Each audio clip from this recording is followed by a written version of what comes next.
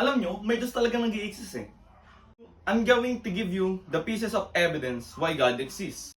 I want you to be practical. I want you to use your common sense on what I'm going to say. So, eto, I'm going to give you the first piece of evidence. First point.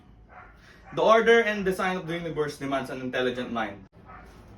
This door demands an intelligent mind, or a creator. This table demands an intelligent mind, or a creator. This chair demands an intelligent mind, or a creator. As well as, this t-shirt points to a designer, which is an tailor. Everything you see in life that's a design demands an intelligent mind. So, bakit yung mata natin, yung ilong natin, perfectly aligned kung nasaan siya? Bakit yung ilong natin wala sa puwetan natin? Bakit yung mata natin wala dito sa bandang kamay natin? Di ba? Napaka-complex ang human body. And I think, and I will argue on you that